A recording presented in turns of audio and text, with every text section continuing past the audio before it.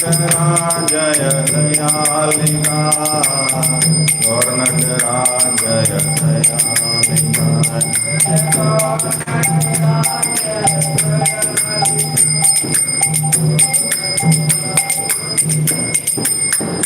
जय जय Prabhupada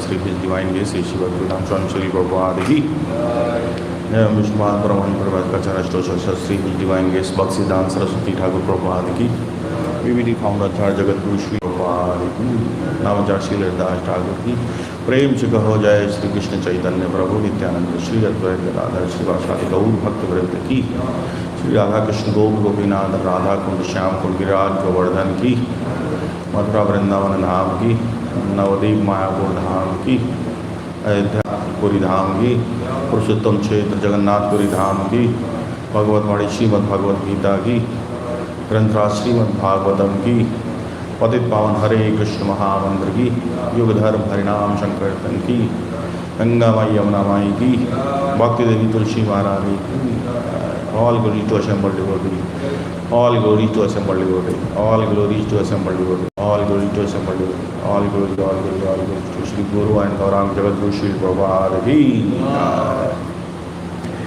Om Namo Bhagavate Vasudevaya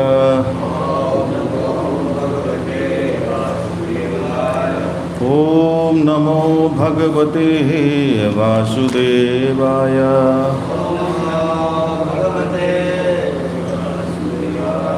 ओम नमो भगवते वासुदेवाय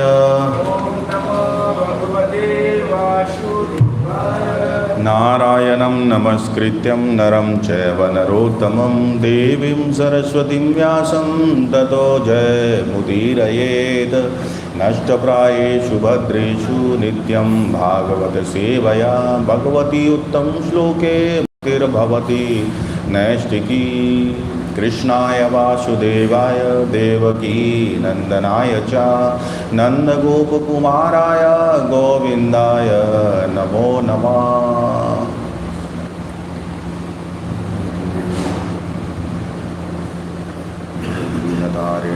हरे कृष्णा। सभी का स्वागत मॉर्निंग भागवतम क्लास में। वही वाला सेव है जो लेने से डॉक्टर से दूर रहते हैं। तो प्रभुपाद ने भी नहीं, an apple a day keeps doctor away, तो प्रभुपाद ने भी हमें दे दिया ए श्रीमद्भागवतम श्लोक अ डे कीप्स माया अवे, माया को दूर रखो। शुरुआत करो श्रीमद्भागवतम से। और सबसे बड़ी कृपा है कि गिरिराज प्रभु की जो समय समय पर कृपा करते रहते हैं, जिससे हम भागवतम का पठन पाठन अध्ययन चिंतन मनन कर पाते हैं। अदरवाइज़ तो इतना कोई मोटिवेशन नहीं है कि उसको रेगुलर पढ़ पाएँ, लेकिन चूँकि गिरिराज प्रभु की कृपा रहती है तो उसको कर लेते हैं। फॉलो अप भी, जो चैप्टर चल रहा है उसको फॉलो भी करते रहते हैं, सुनते भी रहते हैं, क्योंकि उस पर वक्तव्य देना होता है, बोलना होता है। तो धन्यवाद प्रभु जी इसके लिए। नहीं रियली प्रभु जी, मैं कभी भागवतम नहीं पढ़ता था इससे पहले। भगवत गीता की क्लासेस वगैरह की जैसे लेनी होती थी तो भगवत गीता ही पढ़ता था, कभी भागवतम पे स्विच ही नहीं किया। भागवतम मैंने परचेज बहुत पहले कर लिया था, लेकिन जब ये भागवतम क्लास की सेवा मिली तब जो है लेक्चर ज़रूर सुनता था, लेकिन भागवतम क्लास की जब सेवा मिली प्रवचन की तब मैंने उसको गंभीरता से पढ़ना शुरू किया। अब उसमें आनंद भी आने लगा। सो आज का जो वर्ष है वो चैप्टर नंबर 13 स्कंद 1 और वर्ष नंबर 31 1:30-31 सभी लोग खोल सकते हैं अपने मोबाइल में। अजात शत्रु कृत मैत्रो हुताग्नि विप्रान्त्वा तिलगो भूमि रुक्मय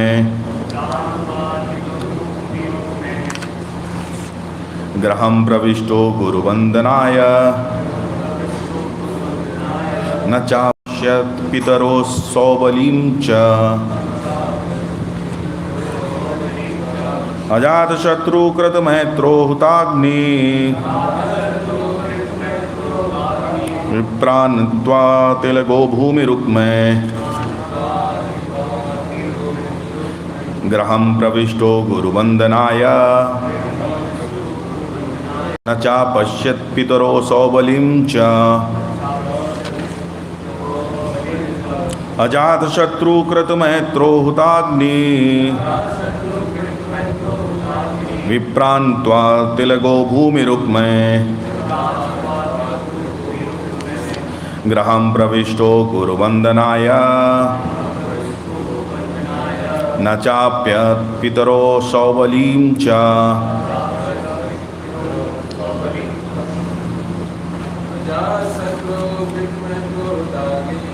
जातशत्रुकृतमैत्रो हुताग्नि विप्रान्त्वा तिलगो भूमिरुक्मे गृहं प्रविष्टो गुरुवंदनाय न चापश्य पितरो सौबलीं च अजातशत्रुकृतमैत्रो हुताग्नि विप्रान्त्वा तिलगो भूमिरुक्मे गृहं प्रविष्टो गुरुवंदनाय न चापत्य पितरो सौबलीं च अजातशत्रुकृतमैत्रो हुताग्नि विप्रान्त्वा तिलगो भूमिरुक्मे गृहं प्रविष्टो गुरुवंदनाय न चाप्यत्य पितरो सौबलीं च। शब्दार्थ पढ़ेंगे। अजात जो कभी जन्मा नहीं, शत्रु कृत किया गया, मैत्र देवताओं की पूजा करना, हुतग्नि अग्नि में, विप्रान ब्राह्मणों को, नत्वा नमस्कार करके, तिलगो भूमि रुक में अन्न गौवो भूमि तथा स्वर्ण के साथ गृहम महल के अंदर प्रविष्टः प्रवेश करके, गुरुवंदनाएं गुरुजनों को नमस्कार करने हेतु, नहीं चा भी अपश्यता देखा, पितरों अपने चाचाओं को, सौबलीम गांधारी को, चा भी। अर्थ और तात्पर्य बाय श्री प्रभुपाद की जय। अजात शत्रु महाराज युधिष्ठिर ने वंदना करके सूर्य देव को अग्नि यज्ञ अर्पित करके तथा ब्राह्मणों को नमस्कार करके एवं उन्हें अन्न गाय भूमि तथा स्वर्ण अर्पित करके अपने नैतिक प्रातःकालीन कर्म किए। तत्पश्चात वे गुरुजनों का अभिवादन करने हेतु राजमहल में प्रविष्ट हुए, किंतु उन्हें ना तो उनके ताऊ मिले, ना ही राजा सुबल की पुत्री गांधारी अर्थात ताई मिली। तात्पर्य, महाराज युधिष्ठिर अत्यंत धार्मिक राजा थे, क्योंकि वे स्वयं गृहस्थ के सभी नैतिक कर्म किया करते थे। गृहस्थों को प्रातःकाल जल्दी जगना होता है और स्नान के पश्चात उन्हें प्रार्थना से, अग्नि में आहुति से, ब्राह्मणों को भूमि, गाय, अन्न, सोना इत्यादि का दान देकर तथा गुरुजनों को सादर नमस्कार करके अर्चा विग्रह को प्रणाम करना होता है। जो व्यक्ति शास्त्रों द्वारा नियत आदेशों का पालन करने को तैयार नहीं होते, वे मात्र किताबी ज्ञान से उत्तम व्यक्ति नरोत्तम नहीं बन सकते। आधुनिक गृहस्थों को विभिन्न प्रकार की जीवन शैलियों की आदत हो गई है, जैसे कि देर में जगना और फिर बिना किसी प्रकार की उपरिवर्णित शुद्धि के बिस्तर में लेटे लेटे चाय पीना। घर के बालक अपने माता पिता को जो कुछ करते देखते हैं उसी का अभ्यास करते हैं, अतएव सारी की सारी पीढ़ी का नरक की ओर पतन होता है।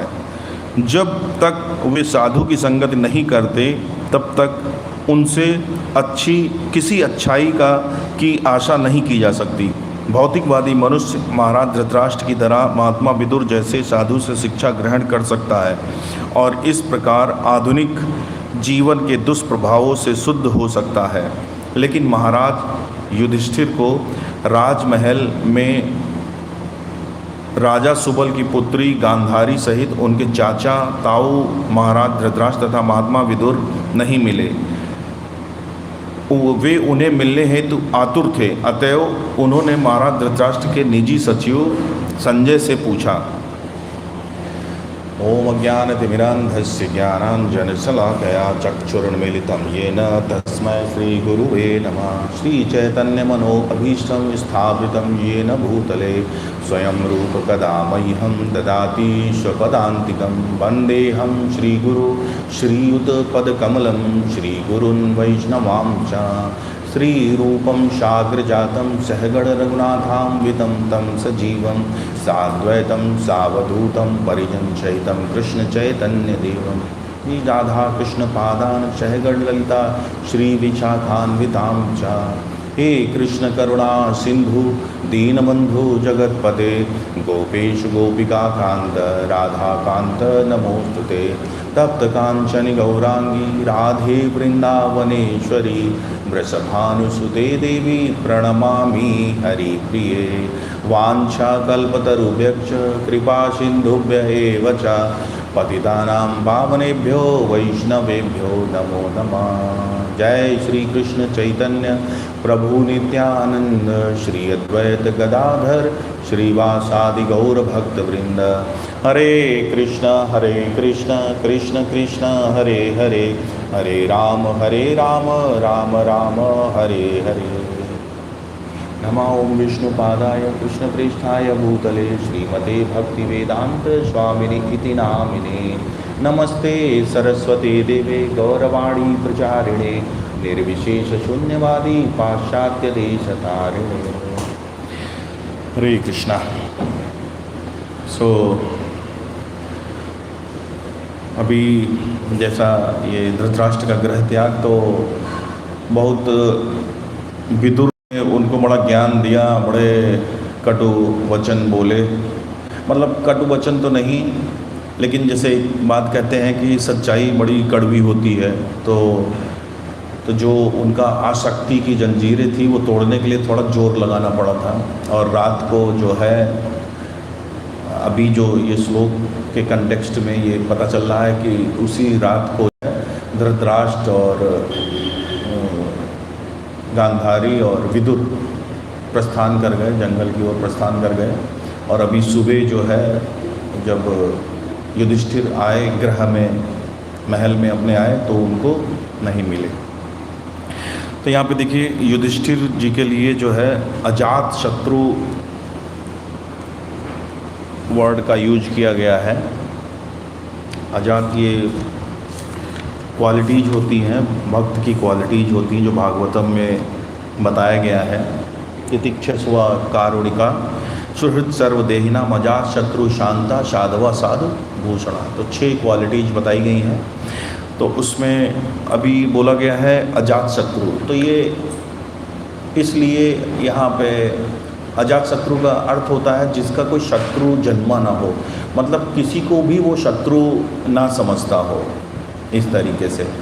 क्योंकि देखिए यहाँ पे बात हो रही है धृतराष्ट्र की, तो वास्तव में धृतराष्ट्र ने बड़ा पांडवों का अहित किया, बहुत ही पांडवों का अहित किया कि देख सकते हैं सीक्वेंस ऑफ लिस्ट। वो इतना राजा होते हुए, राजा को अनबायस्ड होना चाहिए, लेकिन वो अपने पुत्रों की आसक्ति में उसने बहुत अहित किया पांडवों का।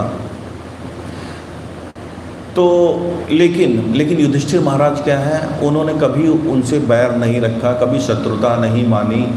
और अभी यहाँ पे भी जैसा कि बताया जा रहा है कि वो नित्य कर्म करके, स्नान करके, बड़ों का आशीर्वाद लेके, ब्राह्मणों को दान देके महल में प्रवेश किए। मतलब दैट मीन्स अभी अपने पितरों का, चाचा और ताऊ ताई का भी उनको प्रणाम करना था, इसलिए वो देख रहे थे कि, लेकिन उनको दिखे नहीं। तो इस संबंध में अजातशत्रु बताया गया है कि वो धृतराष्ट्र जैसे व्यक्ति से भी उन्होंने बैर नहीं रखा, जरा भी, कभी भी कलमश। और अभी भी युद्ध के बाद भी वो उनको बहुत अच्छे से सेवा कर रहे थे, और वो सिंहासन पे धृतराष्ट्र ही बैठते थे। उनको मतलब राजा का पूरा पोजीशन और राज्याभिषेक तो युधिष्ठिर का हो गया था, लेकिन वो बिल्कुल राजा की तरह ही उनका ऐश्वर्य था और उनका उसी तरीके से ट्रीटमेंट रहता था। तो अभी क्या है कि धृतराष्ट्र का जो है जा चुके हैं। और देखिए विदुर, ये क्या है कि ऐसा नहीं कि धृतराष्ट्र वास्तव में, आप समझिए कि इससे पहले भगवत गीता भी सुन चुके थे, लेकिन उस समय आसक्ति जो है वो इतनी ज़्यादा थी कि भगवत गीता सुन के भी जो अर्जुन को बोला जा रहा था, संजय उसी को रेप्लिकेट कर रहा था, संजय उसी को बता रहा था। तो धृतराष्ट्र ने पूरी भगवत गीता भी सुन ली थी, लेकिन उनका कोई हृदय परिवर्तन नहीं हुआ। अर्जुन का हृदय परिवर्तन हो गया, जो पर्पस था। तो लेकिन धृतराष्ट्र जो थे उनका कोई इफेक्ट नहीं हुआ अभी। लेकिन विदुर को इसके लिए चुना गया था कि विदुर ने फिर उनको सही ट्रैक पे लाए। भगवान क्या करते हैं कि अपने भक्तों को मौका देते रहते हैं, चांस देते रहते हैं उनको ग्लोरीफाई करने के लिए। यहाँ पे तो इस चैप्टर के जो वास्तव में हीरो हैं वो कौन है? विदुर। देखिए ये चैप्टर पूरा विदुर के लिए ही डेडिकेटेड है। भागवतम में एक चैप्टर उनको दिया गया। तो वास्तव में नाम तो धृतराष्ट्र द्वारा ग्रह त्याग है, लेकिन उसके जो मेन स्टार हैं वो कौन है? विदुर। और को स्टार कौन है? धृतराष्ट्र। वो स्टार तो कहा ही जा सकता है धृतराष्ट्र को, क्योंकि धृतराष्ट्र ने भी वो ज्ञान लिया, वो समझा, विदुर की बातों को समझा और फाइनली उन्होंने ग्रह त्याग किया। तो को स्टार तो है ही है। स्टार तो उनके भी कैरेक्टर में आ जाएगा। अब पहले स्टार नहीं थे, पहले तो उनका सही रोल नहीं रहा महाभारत में, लेकिन अभी इस चैप्टर में उनको को स्टार कहा जा सकता है। तो इस तरीके से एक पूरा चैप्टर जो है वो डेडिकेट हुआ विदुर के लिए। और तात्पर्य में भी कहते हैं, प्रभुपाद आगे फिर बताते हैं कि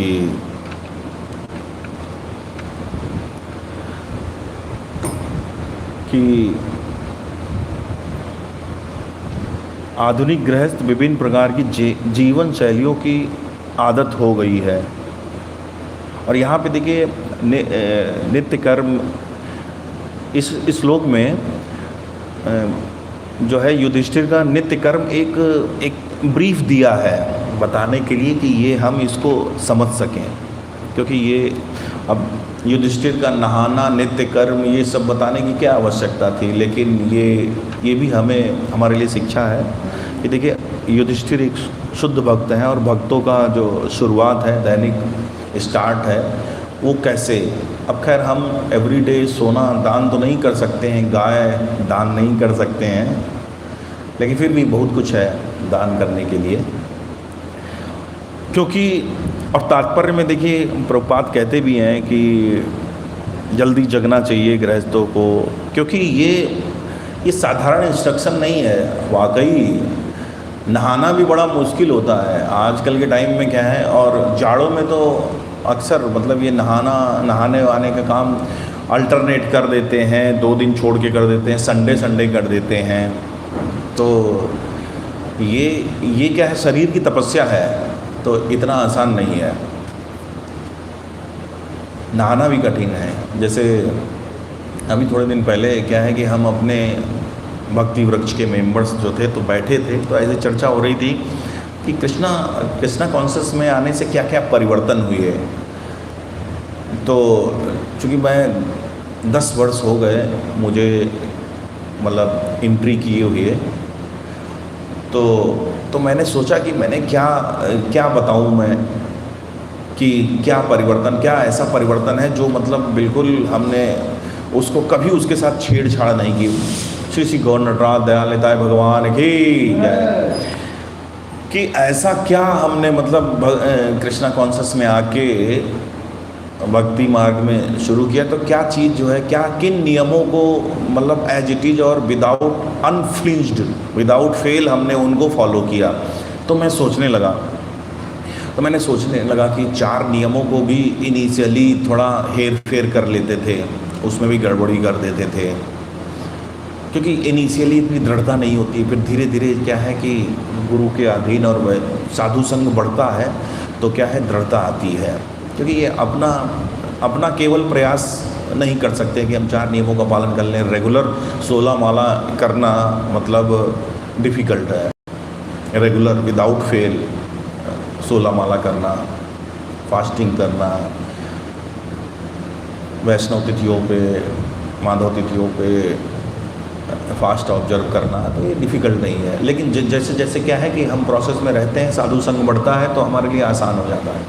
तो मैंने सोचा कि क्या चीज़ जो है, माला भी इनिशियली थोड़ा बैक हो जाते थे, कभी कि हाँ उधर कर लिया, शाम को कर रहे हैं, बिस्तर पे कर रहे हैं, सोफा पे बैठे कर रहे हैं, मतलब नहीं। लेकिन हमने फिर सोचा कि मैंने पिछले 10 सालों में कोई भी ऐसा दिन नहीं है जिसमें मैं सुबह नहाया ना हो।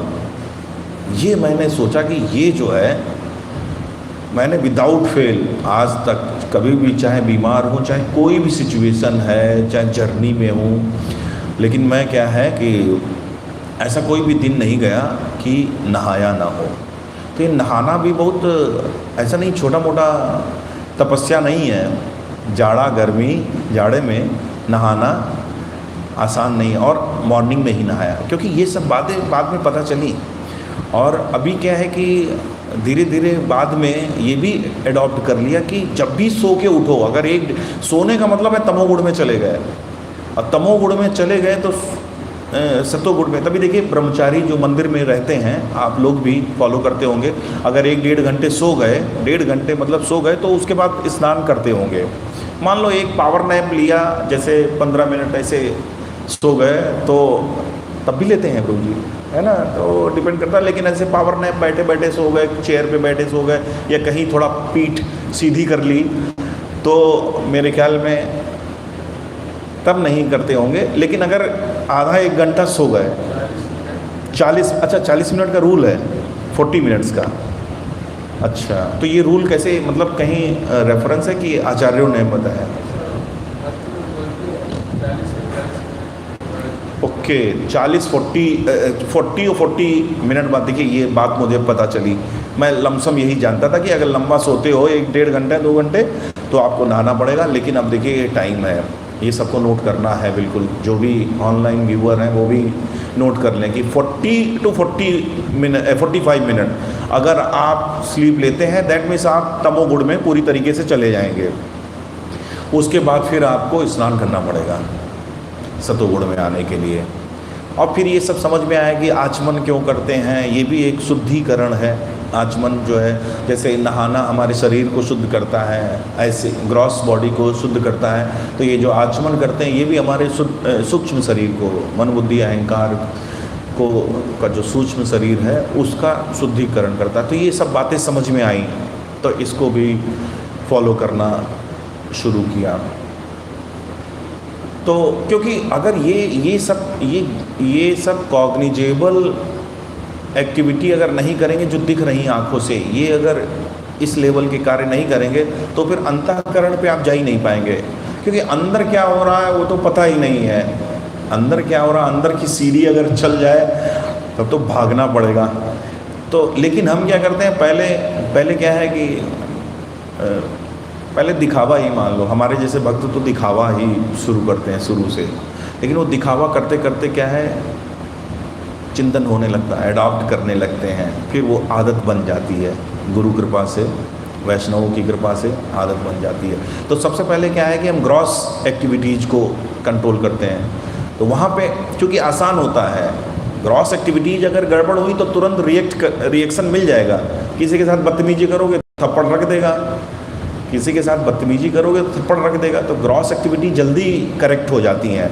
तो बस थोड़ा सा आप इमिटेट करना शुरू करिए, वैष्णव को फॉलो करना शुरू करिए, उनके आचरण को फॉलो करना शुरू करिए, तो ग्रॉस एक्टिविटी जल्दी कंट्रोल में आ जाती हैं। लेकिन जो सेटल है वो थोड़ा डिफ़िकल्ट होता है, क्योंकि वहाँ पे केवल आप जानते हैं, कृष्ण जानते हैं। वहाँ पे कोई थप्पड़ मारना नहीं है भाई। यहाँ अभी सोसाइटी में अभी कहीं भी आप किसी से बदतमीजी करेंगे तो एक थप्पड़ रख देगा या आप रिएक्शन दे देगा, आपको रिएक्ट कर देगा। लेकिन सेटल लेवल पे जो हम कर रहे हैं तो वो डिफ़िकल्ट होता है। तो और आगे बताया है, यही सबसे इम्पोर्टेंट बताया है कि कर्म किए तत्पश्चात वे गुरुजनों का अभिवादन करने हेतु तो राजमहल में प्रविष्ट हुए। मतलब क्या है, गुरुजनों का, बड़ों का आदर करना। तो ये सब बहुत बड़ी प्रॉब्लम है। मतलब भौतिक जगत में तो ये प्रॉब्लम है ही। मतलब वैष्णव समाज में हम लोग भी मतलब कहीं ना कहीं इसको, जैसे मेरे जैसे लोग क्या है कि आदर का जो सही तरीका है, जो सही भाव है वो नहीं रख पाते हैं। धीरे धीरे क्या है कि इस स्थिति में आ जाते हैं कि तुम भी 16 माला करते हो, हम भी 16 माला करते, सब बराबर हैं, सब बराबर, सब बराबर। तुम भी 16 हम भी 16 नहीं है, वो कौन सा एक गाना है, हम भी पागल तुम भी पागल, हम भी 16 तुम भी 16, सब 16 ही माला करते हैं, बराबर ही तो हैं, कौन सा इसमें। तो हम बराबर ही समझने लगते हैं उनको। तो उनका आदर जो है, प्रभु जी फिर चिपक गए उससे, खम्भे से उस दिन प्रभु जी कह रहे थे तो हम क्या है कि कई बार अपने वैष्णव समाज में भी बराबर ही हमको कोई अपने से मतलब श्रेष्ठ दिखना ही बंद हो जाता है कि हाँ ठीक है, सब ये भी तो हमारे जैसे। तो ये बहुत ज़्यादा बड़ा प्रॉब्लम है कि हम मान नहीं दे पाते हैं। और भगवत गीता के अभी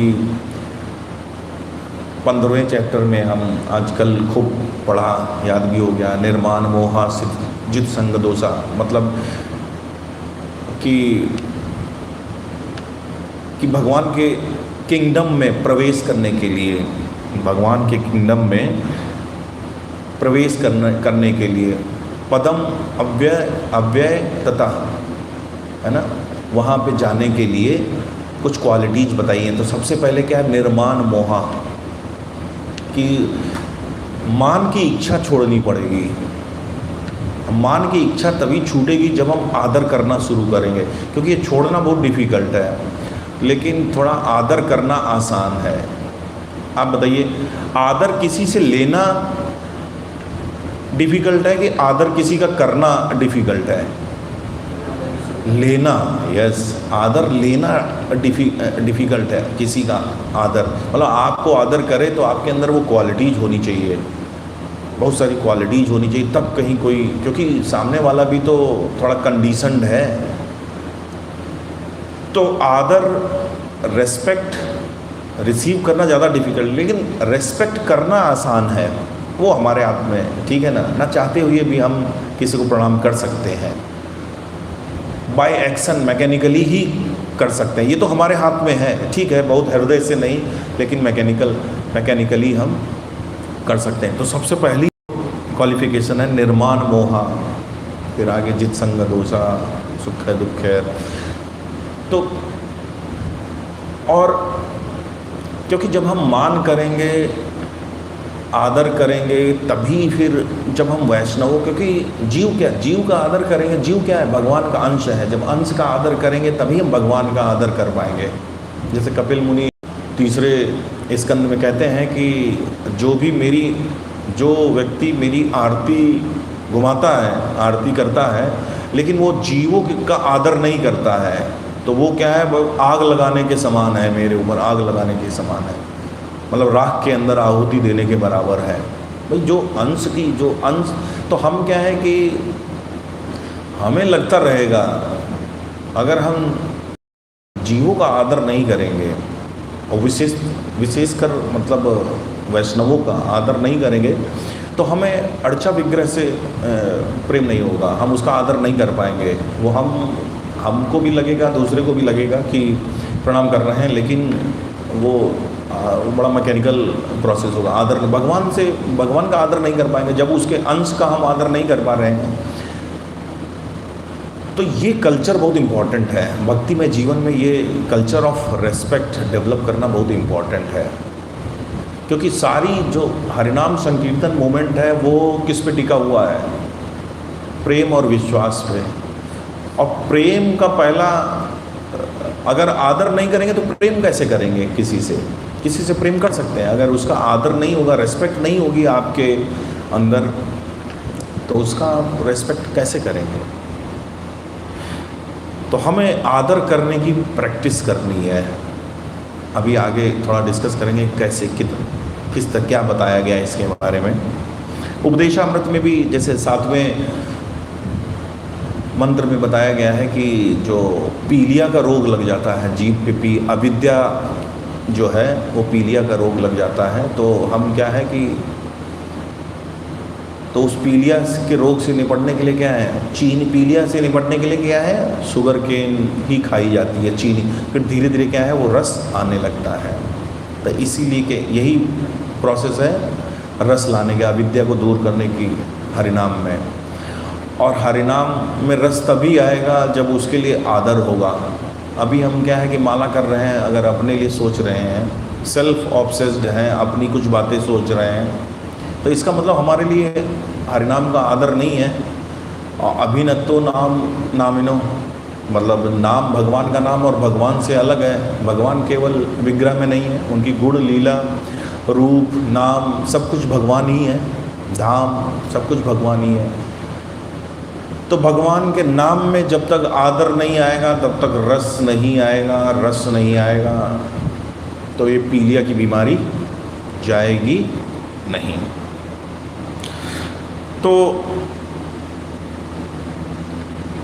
तो जैसे कि संकीर्तन का जो आधार ही प्रेम और विश्वास है, और प्रेम की शुरुआत आदर से होती है, तो हम कैसे आदर करें? क्या चीज़ हमको मोटिवेट कर सकती है? क्या थॉट हम चिंतन करें कि हम दूसरे के आदर करने के लिए प्रेरित हों? तो देखिए ये बात सही है कि कोई भी व्यक्ति परफेक्ट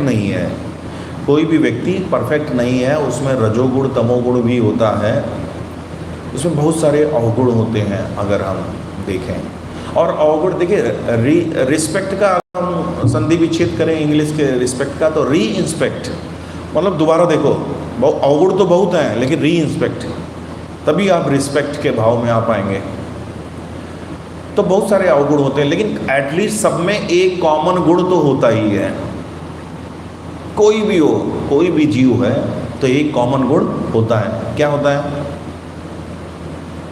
एक कॉमन गुण सबके अंदर होता है कि वो जीव जो है भगवान का अंश है। एटलीस्ट इतना तो उसके अंदर गुण है। तो ये गुण से ही हम प्रेरित हो सकते हैं कि हम उसको, फिर अभी हम आगे थोड़ा डिस्कस करेंगे कि भक्ति विनोद ठाकुर ने 8 लेवल ऑफ रेस्पेक्ट बताए हैं कि किस तरीके से कैटेगराइज किया है लोगों को, और वो कि कैसे हम किन किन को रेस्पेक्ट करना चाहिए, किस किस हायरकी दी है एक, तो वो हम डिस्कस करें। लेकिन एटलीस्ट ये हमें समझ में आता है कि भगवान के सभी जीवों में एक गुण तो है ही है, भगवान के अंश हैं। सोचिए जरा, भगवान के अंश हैं हम सब, तो ये गुण बहुत बड़ा है। तो ये गुण हम लेके कम से कम एक आदर का भाव शुरुआत कर सकते हैं, रख सकते हैं। तो आदर हम क्यों नहीं कर पाते? क्योंकि ज़्यादातर लोगों को हम अपने बराबर समझने लगते हैं। वही यार ठीक है, ये भी भक्ति कर रहे हैं, ये भी 16 माला करते हैं, हम भी 16 माला करते हैं। जैसे द्रोणाचार्य से दुर्योधन और युधिष्ठिर ने पूछा कि गुरु दक्षिणा के लिए, तो उन्होंने कहा ठीक है गुरु दक्षिणा लेंगे। युधिष्ठिर से कहा कि जाओ तुम ढूंढ के लाओ अपने से निम्न वस्तु को, अपने से निम्न जीव को ढूंढ के लाओ। दुर्योधन से कहा अपने से उच्च श्रेष्ठ जीव को, व्यक्ति को ढूंढ के लाओ, तब हम बात करेंगे। तो दोनों टहलते, बोले 24 घंटे का टाइम है। 24 घंटे बाद दोनों ही खाली हाथ आए। दुर्योधन को कोई अपने से, उल्टा बोला क्या हमने, नहीं, हाँ, दुर्योधन को कोई भी अपने से श्रेष्ठ नहीं मिला, नहीं, कुछ हमने उल्टा बोला। युधिष्ठिर से ये कहा कि आप अपने से श्रेष्ठ ढूंढ के लाओ। आप सही बोला था ना? तो उनको अपने से कोई श्रेष्ठ नहीं मिला, और दुर्योधन से क्या बोला? हाँ, उल्टा हो गया। हाँ, ये सही बात है। युधिष्ठिर से ये बोला कि अपने से निम्न ढूंढ के लाओ, अपने से निम्न ढूंढ के लाओ, और दुर्योधन से बोला कि अपने से श्रेष्ठ वो ढूंढ के लाओ। तो सही बोला था पहले, है ना? तो दोनों ही 24 घंटा घूमते रहे, लेकिन दोनों ही खाली हाथ आए। दुर्योधन को कोई श्रेष्ठ नहीं मिला, अपने से श्रेष्ठ नहीं मिला, क्योंकि वो किसी को मानता ही नहीं था अपने से श्रेष्ठ। इवन वो भगवान को भी देखो, कहाँ कृष्ण को कहाँ भगवान मानता था, वो छलिया मानता था। उनके जो लीलाएं थी उनको वो जानता सब था कि हाँ ये कृष्ण ने ये किया है, ये किया है, लेकिन वो कहता था ये छलिया है, जादूगर है, ये सब कुछ सिद्धि वाला व्यक्ति है। तो हमको लगता है छलिया नाम दुर्योधन ने ही दिया है क्या? कई लेक्चर्स में सुना है कि दुर्योधन छलिया कहता था। तो दोनों ही खाली हाथ आए। और युधिष्ठिर क्या थे? युधिष्ठिर सबको अपने से श्रेष्ठ मानते थे। तो ये उनका चेतना था। हमारी चेतना इतनी ऐसी नहीं है, लेकिन हम एटलीस्ट आदर कर सकते हैं, प्रेरित हो सकते हैं कि सभी भगवान के जीव हैं। तो एक्चुअली है क्या कि आदर, हम अभी आजकल का कल्चर भी ऐसा है, आजकल का कल्चर भी बदल गया है। अभी आप जानते हैं कि सबसे ज़्यादा सेल प्रोडक्ट क्या है? सबसे ज़्यादा सेल किसकी होती है? हाँ, सबसे ज़्यादा बिकता है मार्केट में, चाहे नेशनल हो चाहे इंटरनेशनल मार्केट हो, garbage in garbage out. Garbage, मालूम है, स्क्रैप कबाड़ा उसका बहुत बड़ा मार्केट है, ठीक है ना? कबाड़ा, मोबाइल ख़राब हो गया, हर चीज़ का गार्बेज जो है बहुत बड़ी मार्केट है गार्बेज की। गार्बेज का कूड़ा ही कूड़ा फैला पड़ा है सब जगह, स्क्रैप। क्योंकि कल्चर ही ये है यूज एंड थ्रो का। और डेवलप्ड कंट्री तो बहुत ज़्यादा रिसोर्सेज का मिसयूज करते हैं, रिसोर्सेज का बहुत बड़ा मिसयूज करते हैं, और बहुत बुरी तरीके से सब बर्बाद करते हैं चीज़ों को। अभी आप खुद ही देखिए, अभी आजकल देखो मोबाइल ऐसे आने लगे हैं कि उसका चार्जर तो 6 महीने में ख़राब हो जाता, पिन वो हिलाना डुलाना पड़ता है, नहीं, उसका पिन जो है, इसी तरीके की मेकिंग ही है उनकी कि अब कोई मोबाइल 1-1.5 साल रहेगा ही नहीं। 1-1.5 साल बाद ख़राब कुछ ना कुछ उसमें हो ही जाएगा, या तो नहीं कुछ हुआ तो चोरी हो जाएगा। कहने का मतलब ये है कि वो इस तरीके की मेकिंग है, लाइफ लॉन्ग है ही नहीं, क्योंकि यही मेंटलिटी है, यूज एंड थ्रो। अभी आईफोन के लिए पागल है, जैसे ही वर्जन आया अपना पुराना एक्सचेंज किया और दूसरा ले लिया। अब वो एक्सचेंज हो गया क्या? स्क्रैप चला गया। अगर हम लेट हो गए तो हमारी कंडीशन जो है, जो हम पीछे हो जाएंगे। नया मॉडल लेने में अगर लेट हो गए तो हम पीछे हो जाएंगे। तो यूज एंड थ्रो का जो कल्चर है, तो इसीलिए क्या है, आदर अब कम होने लगा, आदर कम करने लगे, यूज एंड थ्रो। लेकिन उसका नुकसान क्या है वो हम नहीं जानते हैं, उसका बहुत बड़ा नुकसान भी है। और पुराना वैदिक कल्चर क्या था, इवन निर्जीव वस्तुएं भी, निर्जीव, आप सबके भी घरों में मतलब मुझे तो याद है कि जैसे हम कपड़े पहनते थे तो कपड़ा जब जैसे पहनते पहनते थोड़ा रफ हो जाता था, बाहर जाने लायक नहीं हो जाता, फिर उसको रात में पहनने लगते थे, नाइट ड्रेस में यूज करने लगते थे टी शर्ट। फिर उसमें मान लो कहीं एक छेद वेद हो गया तो मम्मी उसका झोला बना देती थी। नहीं, पोछा तो उसके लास्ट होती थी, लास्ट की। अच्छा, एक स्टेज बीच में और भी आती थी कि होली में पहनते थे, होली के दिन रंग खेलने में पहनते थे, उसके एक विशेष कपड़े होते थे मिडिल क्लास फैमिली में। जैसे अब हम लोग बड़े हो गए तो खैर जो भी सुबह पहन के उठे उसी में होली खेल ली, लेकिन बचपन में क्या है कि वो ड्रेस कोड होता था, वो मम्मी स्पेशल पुराने कपड़े निकालती थी गूंजे हुए, वो बिल्कुल वो हम सवेरे ओछे और छोटे कपड़े पहन के निकलते थे बाहर। तो कपड़े कई स्टेज में कपड़ा वो सडनली डिस्कार्ड नहीं किया जाता। अब हमारे बच्चे क्या है कि देखो, हम देखते हैं घर में भी वो प्रयास करते हैं कि अरे ये छोटा हो गया, ये इसमें थोड़ा ये लग गया है, डिस्कार्ड कर दो। डिस्कार्ड का मतलब बिल्कुल पहनना ही नहीं है उसको।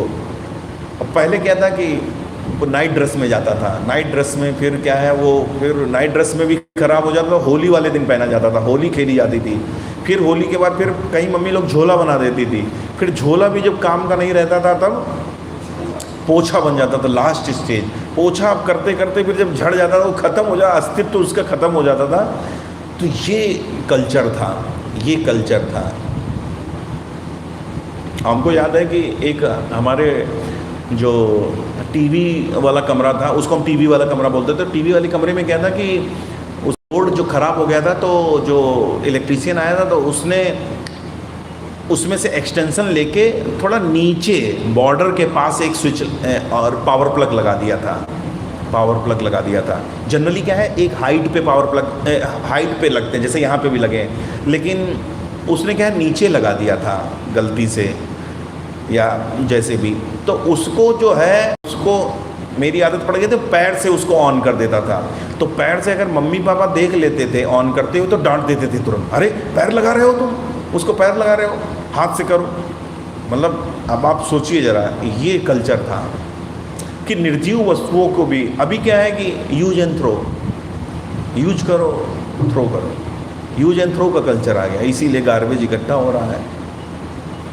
तो उसका और ये तो सबको होगा। विद्या देवी, जैसे किताब गिर जाती थी, कॉपी गिर जाती थी तो पैर छूते थे ना, विद्या देवी, ये विद्या देवी है। आजकल मैं बता दूं, आजकल कंडीशन क्या है, अभी इंजीनियरिंग कॉलेज में आओ, रेवती प्राण प्रभु आप जाया करते हैं, देखते हैं बच्चे जो एक रजिस्टर जेब में रखे रहते हैं पीछे, देखा है? या तो कहीं एक रजिस्टर को ऐसे घुमाते हुए, उंगली पे घुमाते हुए ऐसे नजर आएंगे, है ना?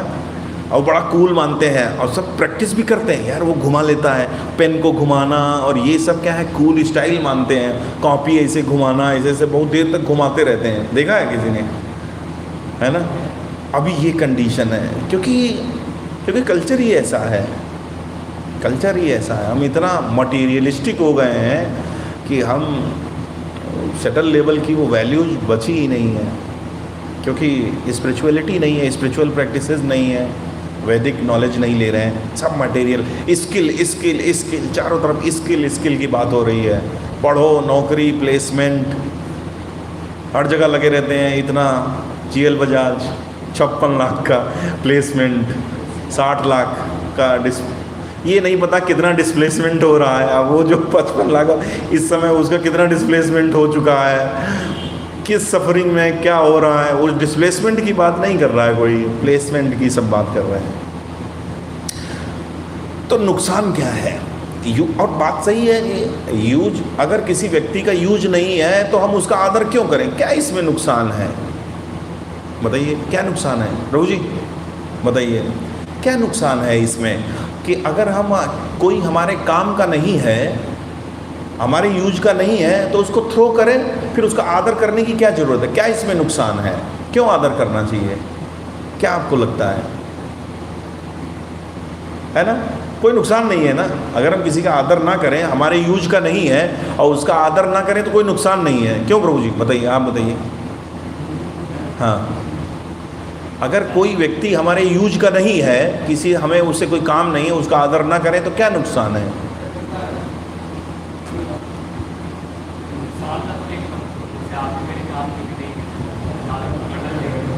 हम अरे प्रभु, ठीक है, मैं कुछ प्रयास करूँगा कि आपके काम का हो सकूँ, मैं कुछ काम आ सकूँ, ठीक है। नहीं नहीं, अब मैं तो यस, स्वभाव होना चाहिए, आदर का स्वभाव होना चाहिए। वास्तव में जब हम आदर नहीं करेंगे तो रिलेशनशिप नहीं बनेंगे। जब हम रेस्पेक्ट एक दूसरे के लिए रखते हैं तभी हम संबंध में रह सकते हैं, ठीक है। और संबंध और संसार में संबंध नहीं है तो आप संतुष्ट नहीं है। देखो, बहुत सब अकेलापन है, चारों तरफ अकेलापन है। बहुत सारे सेलिब्रिटी, अभी आप न्यूज़ देखिए, सेलिब्रिटी सुसाइड करते हैं, बड़े बड़े। हमें लगता है यार इनके पास कमी है, ठीक है ना, लेकिन उनको नशा लेना पड़ता है ना, कि नींद आ जाए, गोली लेनी पड़ती है नींद की। अकेलापन है कि रिलेशन नहीं डेवलप किया। यूज एंड थ्रो की मेंटलिटी में है, यूज एंड थ्रो की मेंटलिटी में, ठीक है। और बहुत ज़्यादा जब जो बहुत मटीरियलिस्टिक सोसाइटीज़ होती हैं, जो थोड़ा सेटल वैल्यूज़ से, स्पिरिचुअलिटी से दूर होते हैं, तो वो इसी मेंटली, वो लोनलीनेस में रहते हैं। तो हम क्या है कि अगर आदर नहीं करना सीखेंगे तो हम सही संबंध में नहीं रहेंगे। इवन सजीव ही नहीं, निर्जीव वस्तु भी संबंध में ही रहेगी, तभी उसकी पूर्णता है। अभी जैसे क्या है कि ये है, इसको हम ऐसे खोल दें, इसको खोल दें, मान लो इसको ऐसे खोल दिया, अलग कर दिया, तो इसकी अलग आइडेंटिटी है, इसकी अलग आइडेंटिटी। तो आइडेंटिटी इंडिविजुअल है, लेकिन इनकी पूर्णता तभी है जब ये है, नहीं तो इसकी क्या वैल्यू है, आप बताइए। अभी ये अगर चीट हम इसमें से निकाल दें, ठीक है ना, निकाल दिया, चीट निकल गई। अब ये क्या है, ये अगर इस संबंध में नहीं रही तो इसकी कोई वैल्यू है, ये संतुष्ट है क्या, ऐसे समझ लो मोटे तौर पे, ये संतुष्ट है। अभी क्या है, इसको ऐसे कभी बजाते देखा है, इसे बिना चीट के, बिना इसके बजा पाओगे क्या इसको?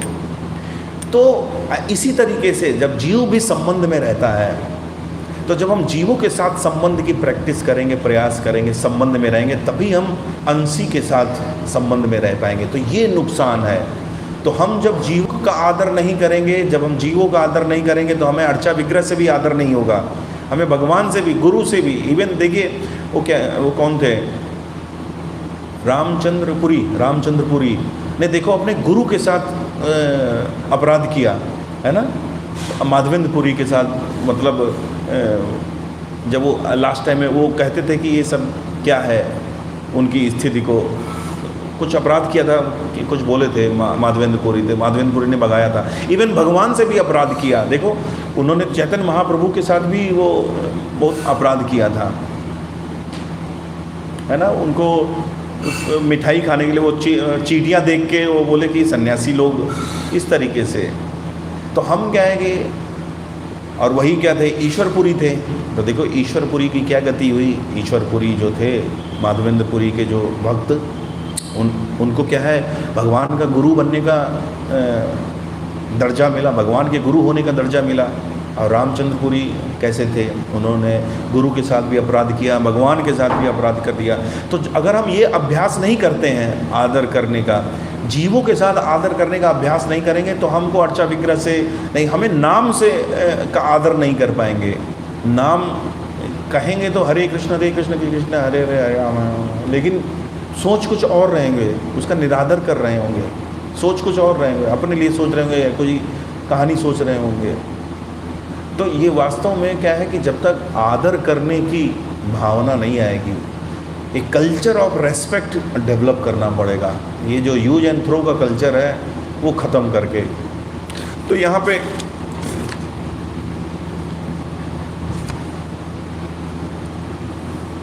भक्ति विनोद ठाकुर ने एक हायरकी दी है, तो वो मैं क्विकली उसको आपके सामने शेयर करता हूँ। किसी 8 लेवल ऑफ रेस्पेक्ट है, एक हायरकी दी है। तो सबसे पहले क्या है, नरमय मर्यादा मतलब हर जीवों का आदर, हर जीव का आदर।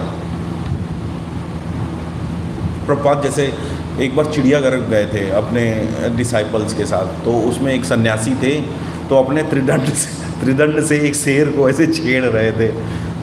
तो प्रभुपाद ने बहुत तेज डांट लगाई, अरे वो भी तो जीव है, उसका रेस्पेक्ट करो। अभी बाहर निकला होता तो ऐसे ही उसको करते, वो अपने त्रिदंड से ही उसको उसके उसमें केज में उसको छेड़ रहे थे। तो कहने का मतलब है कि नर्म मर्यादा मतलब सारे जीवों का हमें रेस्पेक्ट करना है। देख कुछ लोग पार्क में बैठ जाते हैं, ऐसे घास नोचा करते हैं, वो भी डिसरेस्पेक्ट है। घास नोच रहे हो अननेसेसरी, वो जीव है भाई, जीव है, घास में तो आत्मा है, जीवात्मा है, तो घास नोचना वो भी डिसरेस्पेक्ट है।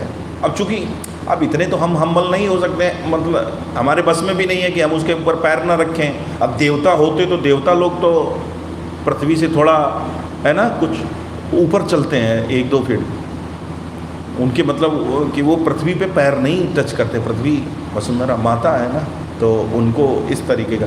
लेकिन हमारा ऐसा नहीं है, तो हमको पैर तो रखना पड़ेगा, लेकिन उसको नोचना अननेसेसरी नोच के फेंका। कुछ लोग चलते हुए श्री श्री गौर नटराज दयाल लेता है भगवान की जय, कुछ लोग चलते चलते क्या है कि पत्तियाँ, पेड़ की पत्तियाँ तोड़ लेंगे। तो सबसे पहले तो ये भक्ति विनोद ठाकुर ने बताया नरमय मर्यादा, हमें हर जीव का आदर करना है सबसे पहले तो, ठीक है। फिर है सभ्यतर मर्यादा। सभ्यतर मर्यादा कि जो जीवों में जो ज़्यादा सभ्य है, जैसे मनुष्य विशेष रूप से हमें उसकी, ठीक है ना। अभी जैसे क्या है कि कुत्ता बिल्ली है, तो कुत्ता बिल्ली की का आदर क्या है कि भाई निरादर क्या है, हम निकल रहे हो, एक डिमकी ही मार दी, हाथ में डंडा है तो ऐसे मार दिया, फुस कर दिया, ये निरादर है। आदर क्या है, शांतिपूर्वक चले जाओ उसको। अब ऐसा तो नहीं है कि कुत्ते को उसके अंदर जीव देख के वो प्रणाम करोगे, दंडवत करोगे, ठीक है ना। लेकिन जो ज़्यादा सभ्य है मनुष्य जो है जीवों में उच्चतर योनि है, तो हम उसको प्रणाम करेंगे, है ना, प्रणाम कर सकते हैं। फिर भक्त अगर वैष्णव कम्युनिटी में आते हैं तो वो वहाँ कैटेगरी हैं, निम्न कोटि का, मध्यम कोटि का, उच्च कोटि का। तो किस तरीके से हृदय से करना चाहिए उसको प्रणाम करना चाहिए, उसको फिर कैसे दंडवत करना चाहिए। फिर उसके बाद राज्य पद मर्यादा 3rd नंबर पे आती है कि राज की उसकी पोजीशन के अकॉर्डिंग हमें उसका आदर करना है।